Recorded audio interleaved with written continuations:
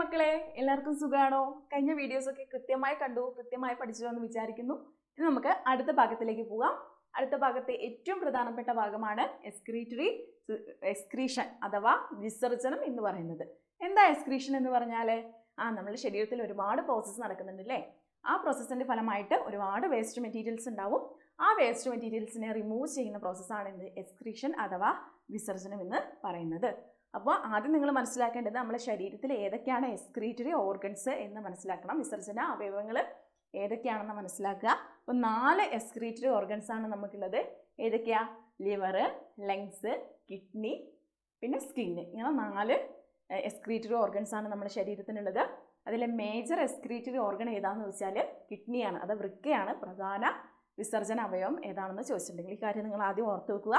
അപ്പോൾ നമുക്ക് പോവാം. എക്സ്ക്രീഷൻ്റെ പ്രധാന ഭാഗത്തേക്ക് പോകാം. ആദ്യത്തെ സ്റ്റെപ്പ് എന്ന് പറയുന്നത് യൂറിയ സിന്തസിസ് ആണ്. പ്രധാനമായിട്ടും ഈ ചാപ്റ്ററിൽ പറയുന്നത് യൂറിൻ ഫോർമേഷൻ ആണ് കേട്ടോ. എങ്ങനെയാണ് യൂറിൻ വരുന്നത്, യൂറിന് പുറന്തള്ളുന്നത് എന്നാണ് കൃത്യമായിട്ട് പഠിക്കുന്നത്. അപ്പോൾ അതിൻ്റെ ആദ്യ സ്റ്റെപ്പ് എന്നത് യൂറിയ സിന്തസിസ് ആണ്. അത് നടക്കുന്നത് ലിവറിൽ വെച്ചാണ് നടക്കുന്നത്. ഓക്കെ, യൂറിയ സിന്തസിസ് ആണ് ലിവറിൽ വെച്ചാണ് നടക്കുന്നത്. ഓക്കെ, അപ്പം പ്രോട്ടീൻ മെറ്റബോളിസം കേട്ടിട്ടുണ്ടോ? മുൻ ക്ലാസ്സുകളിലൊക്കെ നിങ്ങൾ കേട്ടിട്ടുണ്ട് പ്രോട്ടീൻ മെറ്റബോളിസം. അപ്പോൾ ഇവിടെ പ്രോട്ടീൻ മെറ്റബോളിസം മാത്രം ഓർത്ത് വെച്ചാൽ മതി. സെല്ലുകളിൽ കോശങ്ങളിൽ എന്താ പ്രോട്ടീൻ മെറ്റബോളിസം നടക്കും. സെല്ലിൽ പ്രോട്ടീൻ മെറ്റബോളിസം നടക്കുന്ന വഴി അവിടെ നിന്ന് വേസ്റ്റ് മെറ്റീരിയലായിട്ട് അമോണിയ ഉണ്ടാവും. സെല്ലുകൾ നിറച്ചും അമോണിയ ഉണ്ടാവും. ഈ അമോണിയ എന്ന് പറയുന്നത് നമ്മുടെ ശരീരത്തിന് ഭയങ്കര ദോഷകരമായ ഒന്നാണ്. അതിനെ ശരീരത്തിന് ഡയറക്റ്റായിട്ട് റിമൂവ് ചെയ്യാൻ വേണ്ടി പറ്റില്ല. ഒരുപാട് പ്രോസസ്സുകളിലൂടെയാണ് അതിനെ റിമൂവ് ചെയ്യാൻ വേണ്ടിയിട്ടുള്ള സാധിക്കുകയുള്ളൂ. അപ്പം പ്രോട്ടീൻ മെറ്റബോളിസം വഴി എന്തുണ്ടായി? അമോണിയ ഉണ്ടായി. ഈ അമോണിയനെ ബ്ലഡ് ലിവറിലേക്ക് കൂട്ടിച്ചെല്ലുകയാണ്. അമോണിയ ബ്ലഡിൽ ഇങ്ങനെ കലർന്നിട്ട് ലിവറിലേക്ക് എത്തുകയാണ്. ലിവറിൽ നോക്കുമ്പോൾ എന്തുണ്ട്? കാർബൺ ഡൈ ഓക്സൈഡും ഉണ്ട്, വാട്ടറും ഉണ്ട്. അപ്പം എന്ത് ചെയ്യും? ഈ അമോണിയ ഈ കാർബൺ ഡൈ ഓക്സൈഡും വാട്ടറുമായിട്ട് പ്രവർത്തിക്കും. ഒരു എൻസൈമിൻ്റെ പ്രസൻസിലാണ്. അവിടെ ഒരു എൻസൈമും ഉണ്ടാവും. അപ്പോൾ ആ എൻസൈമിൻ്റെ പ്രസൻസിൽ ഈ എത്തിപ്പെട്ട അമോണിയ അവിടെയുള്ള കാർബൺ ഡൈ ഓക്സൈഡും വാട്ടറുമായിട്ട് പ്രവർത്തിച്ചിട്ട് എന്തായി മാറും? യൂറിയ ആയിട്ട് മാറും. ഇതാണ് യൂറിയ സിന്തസിസ്, യൂറിയൻ്റെ നിർമ്മാണം എന്ന് പറയുന്നത്. എവിടെ വെച്ചാണ് ചോദിക്കും കേട്ടോ. യൂറിയ സിന്തസിസ് നടക്കുന്ന അവയവം ഏതാണെന്ന് ചോദിച്ചാൽ ലിവറാണെന്ന് ഓർത്ത് വെക്കണം. അവിടെ നടക്കുന്ന പ്രോസസ്സ് ആലോചിക്കണം. സെൽസിൽ പ്രോട്ടീൻ മെറ്റബോളിസം നടന്നു, അമോണിയ ഉണ്ടായി. അമോണിയനെ ബ്ലഡ് ലിവറിലേക്ക് എത്തിച്ചു. ലിവർ അവിടെയുള്ള വാട്ടറും കാർബൺ ഡൈ ഓക്സൈഡും ഒക്കെ കൂട്ടിച്ചേർത്ത് എൻസൈമിൻ്റെ സാന്നിധ്യത്തിൽ എന്താക്കി മാറ്റി? യൂറിയാക്കി മാറ്റി. അപ്പോൾ ഇത്രയേ അവിടെ ലിവറിന് ചെയ്യാൻ വേണ്ടി പറ്റുള്ളൂ. യൂറിയാക്കി മാറ്റുള്ളൂ. ഹാംഫുൾ ആയിട്ടുള്ള അമോണിയൻ്റെ വീര്യത്വം ഒന്ന് കുറച്ച് കൊടുത്തു. ഹാംഫുൾനെസ് ഒന്ന് കുറച്ച് കൊടുത്തിട്ട് യൂറിയാക്കി മാറ്റി. അപ്പോൾ ഇത്രയേ എനിക്ക് ചെയ്യാൻ പറ്റുള്ളൂ. ബാക്കി എന്താണെന്ന് വെച്ചാൽ ചെയ്യുന്ന രീതിയിലായി. അപ്പോൾ ബ്ലഡ് എന്ത് ചെയ്തു? ഈ യൂറിയനെ എടുത്തുകൊണ്ട് അടുത്ത സ്ഥലത്തേക്ക് പോവുകയാണ്. ആ ഒരു സ്ഥലമാണ് ഏറ്റവും പ്രധാനപ്പെട്ട സ്ഥലം എന്ന് പറയുന്നത്. മലയാളക്കാർക്ക് നോട്ടുണ്ട് കേട്ടോ. യൂറിയ നിർമ്മാണം കരൾ, കോശങ്ങളിൽ പ്രോട്ടീൻ മെറ്റബോളിസം, അമോണിയ ഉണ്ടായി. അമോണിയ എൻസൈമുകളായിട്ടും എൻസൈമിൻ്റെ സാന്നിധ്യത്തിൽ കാർബൺ ഡൈ ഓക്സൈഡും ജലവുമായിട്ടൊക്കെ പ്രവർത്തിച്ച് യൂറിയ ആയിട്ട് മാറി. ഓക്കെ, ദെൻ ഈ യൂറിയ ബ്ലഡിൽ കലർന്നിട്ട് പ്രധാനപ്പെട്ട ഒരു സ്ഥലത്തേക്ക് എത്തിച്ചേരുകയാണ്. ഏതാ പ്രധാനപ്പെട്ട സ്ഥലം? അതാണ് കിഡ്നി എന്ന് പറയുന്നത്. നമ്മളുടെ ശരീരത്തിലെ മേജർ എക്സ്ക്രീറ്ററി ഓർഗനാണെന്ത്? കിഡ്നി എന്ന് പറയുന്നത്. അപ്പം യൂറിയ എവിടെ എത്തിച്ചേർന്നു? കിഡ്നി. അപ്പം അവിടെ എന്താ നടക്കുന്നത് യൂറിയയ്ക്ക്? അതറിയുന്നതിന് മുന്നേ നമ്മൾ കിഡ്നീൻ്റെ വിവിധ ഭാഗങ്ങൾ പഠിച്ചിരിക്കണം. കിഡ്നിയെക്കുറിച്ച് നമ്മൾ അറിഞ്ഞിരിക്കുക. കിഡ്നി എവിടെയാണ് കാണപ്പെടുന്നത്?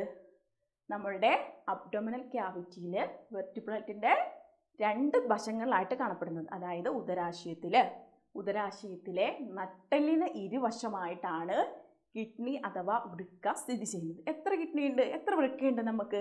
2 അല്ലേ? 2 വൃക്കയാണ്. ഇതിൻ്റെ ഷേപ്പ് എന്ന് പറയുന്നത് ബീൻ ഷേപ്പ്ഡ് ആണ്. ഒരു പയർ വിത്തിൻ്റെ ആകൃതിയാണ് നമുക്കുള്ള വൃക്കയ്ക്ക്. ഓക്കെ, ഈ വൃക്കയ്ക്ക് ഒരു ഔട്ടർ പാർട്ടും ഉണ്ട്, ഇന്നർ പാർട്ടും ഉണ്ട്.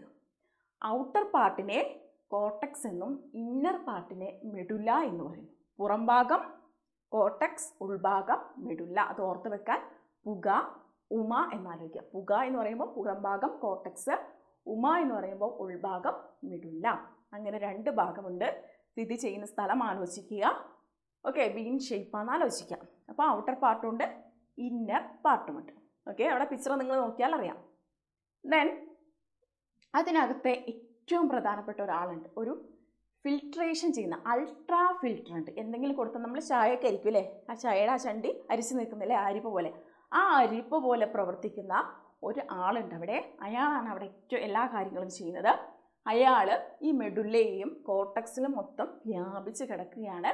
അയാളുടെ പേരാണ് നെഫ്രോൺസ്. മലയാളത്തിലാണെങ്കിലും ഇംഗ്ലീഷിലാണെങ്കിലും നെഫ്രോൺസ് എന്നാണ് പറയുക, നെഫ്രോൺസ്. ഓക്കെ, ആ നെഫ്രോൺസിനെ ആണ് അവിടെ അൾട്രാ ഫിൽട്ടർ എന്ന് പറയുന്നത്. നമ്മൾ കൊടുക്കുന്ന വേസ്റ്റ് മെറ്റീരിയലൊക്കെ അരിച്ച് വൃത്തിയാക്കി മാറ്റുന്നത് ആരാണ്?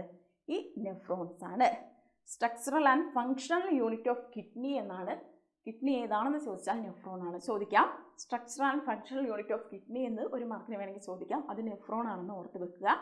കിഡ്നിയിലെ അൾട്രാ ഫിൽട്ടർ എന്നറിയപ്പെടുന്നത് നെഫ്രോൺ ആണെന്ന് ഓർത്ത് വെക്കുക. ദെൻ നമ്മളിവിടെ കണ്ടു, കിഡ്നിയിൽ നിന്ന് 2 ട്യൂബ് പോകുന്നുണ്ട് അല്ലേ, പോകുന്നുണ്ടോ? ആ ട്യൂബിന് പറയുന്ന പേരാണ് യുറീറ്റർ അഥവാ മൂത്രവാഹി എന്ന്. യുറീറ്റർ അഥവാ മൂത്രവാഹി എന്ന് പറയുന്നു 2 ട്യൂബ്.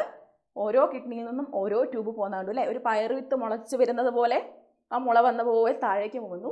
അതിന് പറയുന്ന പേരാണ് യുറീറ്റർ അഥവാ മൂത്രവാഹി അല്ലേ. ആ 2 ട്യൂബും എത്തി നിൽക്കുന്നത് ഒരു സഞ്ചി പോലെ ഒരു സ്ഥലമാണ് അല്ലേ, ഒരു കുടം പോലെ ഉണ്ട്, സഞ്ചി പോലെ. അതിനെ യൂറിൻ ബ്ലാഡർ അഥവാ മൂത്രസഞ്ചി എന്നാണ് പറയുന്നത്. ഒരു സഞ്ചി തന്നെയാണത്, യൂറിൻ ബ്ലാഡർ അഥവാ മൂത്രസഞ്ചി. അതിലാണ് മൂത്രം, ഈ കിഡ്നി അരിച്ചെടുക്കുന്ന, ഈ നെഫ്രോൺ അരിച്ചെടുക്കുന്ന മൂത്രം എവിടെ എത്തിപ്പെടുന്നത്? അവിടെയാണ്. ഈ മൂത്രനാളി വഴി അല്ല മൂത്രവാഹി വഴി എവിടെ എത്തി? മൂത്രസഞ്ചിയിൽ നിറഞ്ഞിരിക്കുകയാണ്.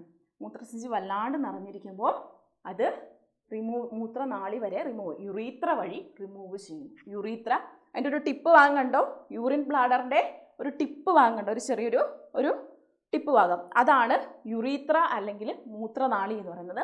ഈ മൂത്രനാളിയിലൂടെയാണ് മൂത്രം പുറത്തേക്ക് പോകുന്നത്. അപ്പോൾ ഇത്രയും ഭാഗങ്ങളാണ് കിഡ്നിക്കുള്ളത്. ആലോചിച്ച് വെക്കണം. കിഡ്നി എവിടെയാണ് കാണപ്പെടുന്നത്? നമ്മളുടെ നട്ടലിൻ്റെ ഇരുവശത്തുമായിട്ട് അല്ലേ. എത്ര കിഡ്നി ഉണ്ട്? 2 കിഡ്നി. കിഡ്നീൻ്റെ ഷേപ്പ് ബീൻ ഷേപ്പാണ്. കിഡ്നിക്ക് ഔട്ടർ ഭാഗമുണ്ട്, ഇന്നർ ഭാഗമുണ്ട്. ഔട്ടർ കോർട്ടക്സും ഇന്നർ മെഡുല്ലയും. ഈ ഔട്ടറിനെയും ഇന്നറിനെയും മൊത്തത്തിൽ വ്യാപിച്ച് കിടക്കുന്ന അൾട്രാ ഫിൽട്ടറാണ് ആര്? Nephrons. Structural and functional unit of kidney എന്ന് ചോദിച്ചാൽ നെഫ്രോൺസ്. ദെൻ കിഡ്നിയിൽ നിന്ന് 2 ട്യൂബ് വരുന്നുണ്ട്, അതാണ് യുറീറ്റർ. ആ ട്യൂബ് എവിടെ എത്തിപ്പെടുന്നത്? യൂറിനറി ബ്ലാഡറിൽ.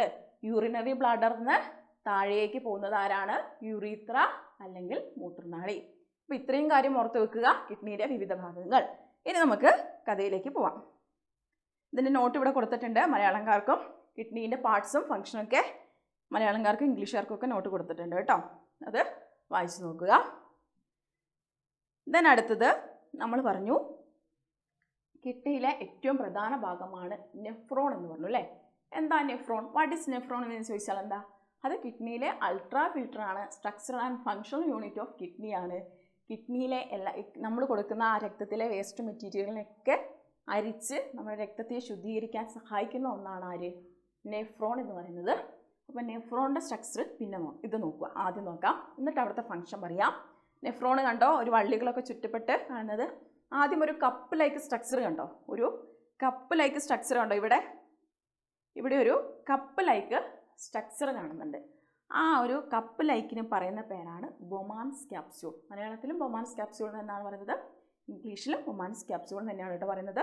അപ്പം നെഫ്രോണിൻ്റെ ആദ്യ ഭാഗമായിട്ട് ഒരു കപ്പ് ലൈക്ക് സ്ട്രക്ചർ ഉണ്ട്. ആ സ്ട്രക്ചറിനെ പറയുന്ന പേരാണ് ബൊമാൻസ് ക്യാപ്സ്യൂൾ. ഈ ബൊമാൻസ് ക്യാപ്സ്യൂളിലേക്ക് 2 വെയിൻസ് കയറി പോകുന്നുണ്ട് കേട്ടോ. കണ്ടോ, 2 രക്തക്കുഴലുകൾ കയറി പോകുന്നുണ്ട്. ഒന്നിന് കട്ടി കൂടുതലാണ്, ഒന്നിന് കട്ടി കുറവാണ്. ഓക്കെ, ഈ കട്ടി കൂടിയതിനെ അഫറൻറ്റ് വെസൽ എന്ന് പറയുന്നത്. 2 വെസൽസ് ഈ ഇതിലേക്ക് കടന്നു പോകുന്നുണ്ട്, ഇവിടെ ബൊമാൻസ് ക്യാപ്സ്യൂളിലേക്ക് പോകുന്നുണ്ട്. ഈ കട്ടി കൂടിയ തടിച്ച ആളെ എന്ത് പറയും? അഫറൻറ്റ് വെസൽ എന്നും, മെലിഞ്ഞ ആളെ ഇഫറൻറ്റ് വെസൽ എന്നും പറയും. കട്ടി കൂടി തടിച്ച ആളെ അഫറൻറ്റ് എന്നും, മെലിഞ്ഞ ആളെ ഇഫറൻറ്റും. ആ തടിച്ച ആൾ ആന എന്നാലോചിക്കുക, അഫറൻറ്റ്. മെലിഞ്ഞത് ഈച്ച ആലോചിക്കുക, ഇഫറൻറ്റ്. അങ്ങനെ 2 വെസൽസ് ഈ ബൊമാൻസ് ക്യാപ്സ്യൂളിലേക്ക് കയറി പോകുന്നത് കാണാം. ദെൻ ബൊമാൻസ് ക്യാപ്സ്യൂളിന് വാല് വെച്ച പോലെ ഇങ്ങനെ വളഞ്ഞ് ഒരു മരക്കൊമ്പ് കണ്ടോ, മരക്കൊമ്പ് പോലെ ഒരു സ്ഥലത്തേക്ക് എത്തിപ്പെടുകയാണ്. അത്രയും ആ വളഞ്ഞ ഭാഗത്തിന് പറയുന്നത് റീനൽ ട്യൂബ് എന്നാണ് പറയപ്പെടുന്നത്. ആ വളഞ്ഞ ഭാഗത്തിന് പറയുന്ന പേരാണ് റീനൽ ട്യൂബ്. അതാണ് മലയാളംകാർക്ക് വൃക്കാനളിക എന്നാണ് പറയുക, വൃക്കാനളിക. കണ്ടോ, ബൊമാൻസ് ക്യാപ്സ്യൂൾ തന്നെയാണ് പറയുന്നത്. അഫറൻറ്റ് വെസലും ഇഫറൻറ്റ് വെസലും എന്ന് പറയുന്നു. ഈ ബൊമാൻസ് ക്യാപ്സ്യൂളിൻ്റെ വാല് പോലെ വന്ന് വളഞ്ഞു പോകുന്ന ആ ഭാഗത്തിന് പറയുന്ന പേരാണ് വൃക്കാനളിക അല്ലെങ്കിൽ റീനൽ ട്യൂബ്. എന്നിട്ടൊരു മരക്കൊമ്പ് പോലത്തെ ഒരു ഭാഗം ഉണ്ടോ, അവിടേക്ക് എത്തിപ്പെടുന്നു.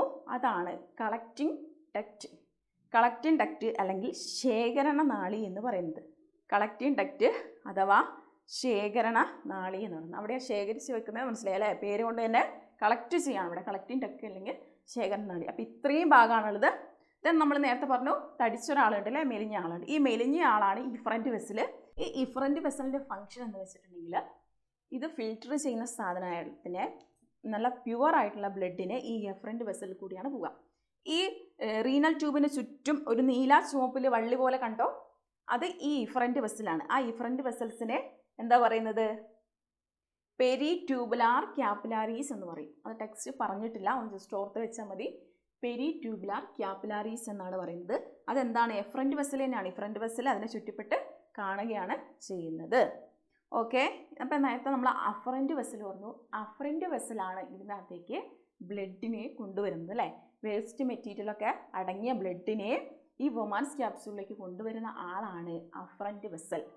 അപ്പം അഫറൻറ്റ് വെസലിന് ഒരു പ്രത്യേകത ഉണ്ട്. അഫറൻറ്റ് വെസൽ പുറത്ത് മാത്രമാണ് അഫറൻറ്റ് വെസൽ. അത് വൊമാൻസ് ക്യാപ്സ്യൂളിലേക്ക് കയറി കഴിഞ്ഞിട്ടുണ്ടെങ്കിൽ എന്തായിട്ട് മാറും? അത് ചെറിയ ചെറിയ ബ്ലഡ് ക്യാപ്പിലാരീസ് ആയിട്ട് മാറും. ഈ അഫറൻറ്റ് വെസൽ ബ്ലഡുമായിട്ട് ഉള്ളിലേക്ക് കയറുന്ന സമയത്ത് ഈ അഫറൻറ്റ് വെസലിൽ കാണപ്പെടുന്നത് ചെറിയ ചെറിയ ബ്ലഡ് ക്യാപ്പിലാരീസ് ആയിട്ടാണ്. കുഞ്ഞു കുഞ്ഞു ബ്ലഡ് ക്യാപ്പിലാരീസ് കാണും. അപ്പോൾ അതിൻ്റെ പേര് അവിടുന്ന് അഫറൻറ്റ് വെസൽ ഉള്ളിലേക്ക് കയറിയപ്പോൾ പേര് മാറ്റി ഗ്ലോമുറുലസ് എന്നാക്കി. ഗ്ലോമുറുലസ് എന്നാക്കി പേര്.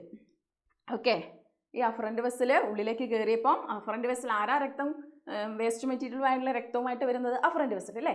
അപ്പോൾ വേസ്റ്റ് മെറ്റീരിയലുമായിട്ടുള്ള ബ്ലഡുമായിട്ട് വരുന്നത് ആരാ? Afferent vessel. ഈ അഫറൻറ്റ് വെസൽ ഉള്ളിൽ കയറി കഴിഞ്ഞാൽ അഫറൻറ്റ് വെസൽ ഒരു സ്മോൾ ഭയങ്കര ചെറുതായിട്ടുള്ള കുറേ ക്യാപ്പിലാരീസ് ആയിട്ട് മാറുകയാണ്.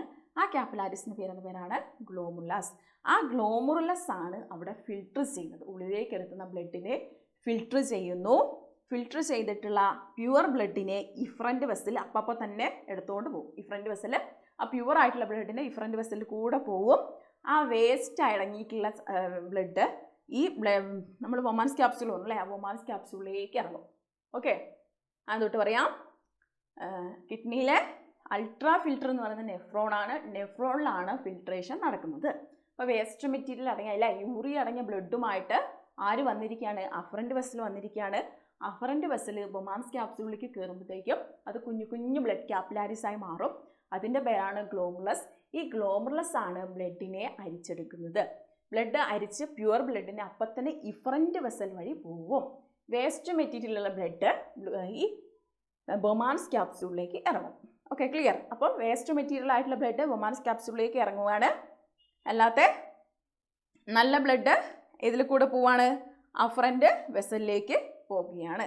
അപ്പോൾ വേസ്റ്റ് മെറ്റീരിയൽ ആയിട്ടുള്ള ഈ വൊമാൻസ് ക്യാപ്സ്യൂളിൽ എത്തിയിട്ടുള്ള ബ്ലഡ് എങ്ങോട്ട് പോവുകയാണ്? റീനൽ ട്യൂബ് അല്ലെങ്കിൽ വൃക്കാനളിക വഴി പോവുകയാണ്. വൃക്കാനളിക വഴി പോകുമ്പം എല്ലാം വേസ്റ്റ് മെറ്റീരിയൽ അല്ല, എല്ലാത്തിനെയും അരിച്ചെടുക്കും. അപ്പോൾ അരിച്ചെടുക്കുന്ന കൂട്ടത്തിൽ ഗ്ലൂക്കോസ് ഉണ്ട്, അമിനോ ആസിഡ് ഉണ്ട്, സോഡിയം, പൊട്ടാസ്യം, കാൽസ്യം, അങ്ങനെ എല്ലാം ഉണ്ട്. അപ്പോൾ ഈ ഗ്ലൂക്കോസ് ഒന്നും ഒരിക്കലും നമ്മുടെ ശരീരത്തിൽ നിന്നൊരു വേസ്റ്റ് മെറ്റീരിയൽ അല്ല അല്ലേ? ഗ്ലൂക്കോസ് നമുക്ക് അത്ര ആവശ്യമുള്ള ഘടകമാണ്. അമിനോ ആസിഡൊക്കെ ആവശ്യമുള്ള ഘടകമാണ് അല്ലേ? പ്രോട്ടീൻ സിന്തസിസിനൊക്കെ അമിനോ ആസിഡ് വേണം. അപ്പം എന്ത് ചെയ്യും? നമ്മൾ നേരത്തെ പറഞ്ഞു ഇഫറൻറ്റ് വെസലിനെയാണ് എന്ത് റീനൽ ട്യൂബിൻ്റെ ചുറ്റും കാണപ്പെടുന്നത്. ഈ ഇഫറൻറ്റ് വെസൽ പിന്നെ പെരി ക്യാപ്പിലാരിസ് എന്ന് പറയുന്നത്, പെരി ട്യൂബുലാർ ക്യാപ്പിലാരിസ്, ഇതെന്ത് ചെയ്യും? ഇതിൽ നമുക്ക് ശരീരത്തിന് ആവശ്യമായ ഗ്ലൂക്കോസിനെയും അമിനോ ആസിഡിനെയും അഥവാ കുറച്ച് സാൾട്ട്, കുറച്ച് കാൽസ്യം, ആവശ്യമായത് മാത്രം അവിടെ നിന്ന് അബ്സോർവ് ചെയ്തെടുക്കും. ആവശ്യമായ ഘടകങ്ങളെ മാത്രം അബ്സോർവ് ചെയ്തെടുക്കും. അതുമാത്രമല്ല, നമ്മൾ നേരത്തെ അരിച്ചുല്ലേ, ഗ്ലോമുറുലസ് ബ്ലഡിനെ അരിച്ചിട്ട് പ്യുവർ ബ്ലഡ് ഇഫറൻറ്റ് വെസൽ കൂടെ പോകുന്നുണ്ടായിരുന്നു. അപ്പം എത്ര അരിച്ചാലും എന്തെങ്കിലും ഒരു വേസ്റ്റ് മെറ്റീരിയൽ അഥവാ ആ ബ്ലഡിലുണ്ടെങ്കിൽ ആ വേസ്റ്റ് മെറ്റീരിയലിനെ തിരിച്ച് റീനൽ ട്യൂബിലേക്ക് കൊടുക്കുകയും ചെയ്യും. അവിടെ നടക്കുന്നത് മനസ്സിലായോ? വേസ്റ്റ് മെറ്റീരിയൽ ആരെ വഴി? വൊമാൻസ് ക്യാപ്സ്യൂളിൽ നിന്ന് ഇറങ്ങിയിട്ട് ഇതിലേക്ക് പോയി റീനൽ ട്യൂബിലേക്ക് എത്തി. റീനൽ ട്യൂബിൽ എത്തുമ്പോൾ റീനൽ ട്യൂബ് നോക്കുമ്പോൾ അയ്യോ എല്ലാം വേസ്റ്റ് മെറ്റീരിയൽ അല്ല, നമ്മുടെ ശരീരത്തിന് ആവശ്യമായ ഗ്ലൂക്കോസും അമിനോ ആസിഡും ഒക്കെ ഉണ്ടല്ലോ. അപ്പോൾ അങ്ങനെ ആലോചിച്ച് നിൽക്കുമ്പോഴത്തേക്കും ചുറ്റപ്പെട്ടുള്ള ആ ഇഫറൻറ്റ് വെസൽ അതിനെയൊക്കെ അങ്ങോട്ട് അബ്സോർബ് ചെയ്തെടുത്തു. അപ്പോൾ ഇഫറൻറ്റ് വെസൽ നോക്കുമ്പോൾ ബ്ലഡ് അരിച്ചിട്ടും കുറേ വേസ്റ്റ് മെറ്റീരിയൽ ഉണ്ടല്ലോ, എന്നാൽ അത് തിരിച്ചു കൊടുത്തേക്കാന്ന് വെച്ചിട്ട് അങ്ങ് കൊടുക്കുകയും ചെയ്യും. അങ്ങനെയുള്ള ബ്ലഡുമായിട്ട് ആര് പോകും? ഈ റീനൽ ട്യൂബ് പോയി മരക്കൊമ്പ് പോലത്തെ മരക്കൊമ്പ് പോലത്തെ ഭാഗം എന്താ പറഞ്ഞത്? കളക്റ്റിംഗ് ഡക്റ്റ് അല്ലേ, ശേഖരണ നാളി. അപ്പോൾ കളക്റ്റിംഗ് ഡക്റ്റിലേക്ക് എത്തി. കളക്റ്റിംഗ് ഡക്റ്റിൽ എത്തിക്കഴിഞ്ഞാൽ അവിടെ നിന്ന് കളക്റ്റിംഗ് ഡക്റ്റ് എന്ത് ചെയ്യും? ഇതിൽ നിന്ന് വാട്ടർ അബ്സോർബ് ചെയ്തെടുക്കും. കളക്റ്റിംഗ് ഡക്റ്റ് നോക്കുമ്പോൾ ഇതിനകത്ത് കുറേ വാട്ടറിൻ്റെ കണ്ടൻറ്റ് ഉണ്ട്. അപ്പോൾ വേണ്ട വാട്ടറിനെ അബ്സോർബ് ചെയ്യും? കളക്റ്റിംഗ് ഡക്റ്റ് അബ്സോർബ് ചെയ്തെടുക്കും. ക്ലിയർ ആണോ? അപ്പം ഇത്രയും അവിടെ നടക്കുന്നുണ്ട്. കളക്റ്റിംഗ് ഡക്റ്റ് യൂറിയ ഫോർമേഷനാണ് ഞാനിപ്പോൾ പറഞ്ഞത് കേട്ടോ. അപ്പം കളക്റ്റിംഗ് ഡക്റ്റ് അബ്സോർബ് ചെയ്ത് എടുക്കുകയാണ് ചെയ്യുന്നത്. അപ്പോൾ വിവിധ ഭാഗങ്ങളിലൂടെ പോവാണ്. അപ്പോൾ ആദ്യം നടക്കുന്ന 3 സ്റ്റെപ്പാണുള്ളത്. Ultra filtration, re absorption and secretion, പിന്നെ എന്താ അബ്സോർപ്ഷൻ ഓഫ് വാട്ടർ. ഈ 3 പ്രോസസ്സാണ് അവിടെ നടക്കുന്നത്. അപ്പം എവിടെ എത്തി? കളക്റ്റിംഗ് ഡക്റ്റിൽ എത്തി നിൽക്കുകയാണ് അല്ലേ. ഈ കളക്റ്റിംഗ് ഡക്റ്റിൽ നിന്ന് പിന്നീട് അതേ കൂടി എത്തുന്നു. കളക്റ്റിംഗ് ഡക്റ്റിൽ നിന്ന് എവിടേക്ക് ഇറങ്ങും? ഒരു വള്ളി പോലെ ഇല്ലേ? വള്ളി പോലെ എന്താ പറയുന്നത്? കിഡ്നിയിലെ വള്ളി പോലെ ഒരു ഭാഗം പറഞ്ഞു അല്ലേ. ഏതാ പറഞ്ഞത്? ഇതാ കിഡ്നിയിലൊരു വള്ളിയിലെ എല്ലാം ചെയ്തു, വേസ്റ്റ് മെറ്റീരിയൽ മാത്രമേ ഉള്ളൂ. അത് ഈ വള്ളി പോലെ യുറീറ്റർ അല്ലേ, മൂത്രവാഹി വഴി താഴേക്ക് ഇറങ്ങുന്നു, മൂത്ര സഞ്ചിയിലെത്തുന്നു, മൂത്രനാളി വഴി അത് പുറന്തള്ളുന്നു. ഇത്രയും പ്രോസസ്സാണ് അവിടെ നടക്കുന്നത്. അപ്പോൾ യൂറിൻ ഫോർമേഷൻ വളരെ സിമ്പിളാണ്. നിങ്ങൾ ശ്രദ്ധിച്ച് പഠിച്ചാൽ മതി. ആദ്യം നിങ്ങൾ ആലോചിക്കണം എക്സ്ക്രീഷൻ എന്താണെന്ന് ആലോചിക്കുക. എന്താ എക്സ്ക്രീഷൻ? നമ്മുടെ ശരീരത്തിലെ വേസ്റ്റ് മെറ്റീരിയലിനെ പുറന്തള്ളുന്ന പ്രോസസ്സാണ് എക്സ്ക്രീഷൻ. ദെൻ നമ്മുടെ ബോഡിയിൽ 4 എക്സ്ക്രീറ്ററി ഓർഗൻ ഉണ്ട്. അതിലെ പ്രധാനപ്പെട്ട എക്സ്ക്രീറ്ററി ഓർഗനാണ് കിഡ്നി. ഓക്കെ, അപ്പോൾ ആദ്യം എന്ന സ്റ്റെപ്പ് എന്ന് പറയുന്നത് യൂറിയ സിന്തസിസ് ആണ്. യൂറിയ സിന്തസിസ് നടക്കുന്ന എവിടെയാ? ലിവറിൽ അല്ലേ. ലിവറിൽ പ്രോട്ടോൺ മെറ്റബോളിസം സെല്ലിൽ നടന്നു. അവിടെ വേസ്റ്റ് മെറ്റീരിയലായിട്ട് അമോണിയ ഉണ്ടായി. ആ അമോണിയയുമായിട്ട് ബ്ലഡ് എവിടെ എത്തി? ലിവറിലെത്തി. ലിവറിലെ കാർബൺ ഡൈ ഓക്സൈഡും വാട്ടറുമായിട്ട് പ്രവർത്തിച്ചത് എന്തായി മാറി? യൂറിയായി മാറി. പിന്നെ യൂറിയ കൊണ്ട് ബ്ലഡ് എവിടെ എത്തുന്നത്? കിഡ്നിയിലെത്തുകയാണ് അല്ലേ. കിഡ്നിയിലെ പ്രധാന അൾട്രാ ഫിൽറ്ററാണ് നെഫ്രോൺസ്. നെഫ്രോൺസ് ആണ് അതിനെ ഫിൽറ്റർ ചെയ്യുന്നത് അല്ലേ. അപ്പോൾ നെഫ്രോൺസിന് വിവിധ ഭാഗങ്ങൾ പറഞ്ഞു. എങ്ങനെയാ? നെഫ്രോൺസിനൊരു മൊമാൻസ് ക്യാപ്സ്യൂളുണ്ട്. അവിടേക്ക് 2 വെസൽ പോകുന്നുണ്ട്, അഫറൻറ്റ് ഇഫറൻറ്റ്. അഫറൻ്റ് ആണ് വേസ്റ്റുള്ള ബ്ലഡിനെ കൊണ്ടുവരുന്നത്. അരിക്കുന്ന കൃത്യമായ പ്യുവറായിട്ടുള്ള ബ്ലഡിനെ ഇഫറൻ്റ് അപ്പം തന്നെ എടുത്തുകൊണ്ട് പോകും. അപ്പോൾ അഫറൻ്റ് ഉള്ളിൽ കയറിയാൽ പേര് മാറി ഗ്ലോമുലസ് ആണ് അവിടെ അരിക്കുന്നത്. അരിച്ചിട്ടുള്ള പ്യുവർ ബ്ലഡിനെ ഇഫറൻ്റ് വെസൽ എടുത്തുകൊണ്ട് പോയി. പിന്നെയോ ആ വേസ്റ്റ് മെറ്റീരിയൽ വൊമാൻസ് ക്യാപ്സ്യൂളിലേക്ക് ഇറങ്ങിയില്ലേ. ആ വൊമാൻസ് വേസ്റ്റ് മെറ്റീരിയലുമായിട്ട് റീനൽ ട്യൂബിലേക്ക് പോവാണ്. റീനൽ ട്യൂബിൽ എത്തിയപ്പോൾ റീനൽ ട്യൂബ് നോക്കുമ്പോൾ അയ്യോ, നമ്മുടെ ശരീരത്തിന് ആവശ്യമുള്ള ഗ്ലൂക്കോസും അമിനോ ആസിഡും ഒക്കെ അതിനകത്ത് ഉണ്ടല്ലേ. അതൊക്കെ പുറത്തുപോയാൽ ശരിയാവോ? അതൊന്നും പുറത്തുപോയാൽ ശരിയാവില്ല. അതിനെയൊക്കെ എന്ത് ചെയ്യുന്നതാണ്? റീനൽ ട്യൂബ് ഇങ്ങനെ പറയാണ്, ആ ചുറ്റുപെട്ടുള്ള പെരി ക്യാപിലാരിസിനോട് പറയാണ്, ഇതൊക്കെ വേണ്ട, ശരീരത്തിന് വേണ്ടതാട്ടോ, ഇതൊക്കെ ഒന്ന് അബ്സോർവ് ചെയ്തെടുക്കും. അങ്ങനെ അബ്സോർവ് ചെയ്തെടുക്കുന്ന സമയത്ത് ഇത് ഇഫറൻ്റ് വെസൽ നോക്കുമ്പോൾ നേരത്തെ അരിച്ചു തന്ന ബ്ലഡിലും ഉണ്ട് കുറേയൊക്കെ വേസ്റ്റ് മെറ്റീരിയൽ. അപ്പോൾ ആ വേസ്റ്റ് മെറ്റീരിയൽ അങ്ങ് തിരിച്ച് റീനൽ ട്യൂബിലേക്ക് കൊടുത്തു.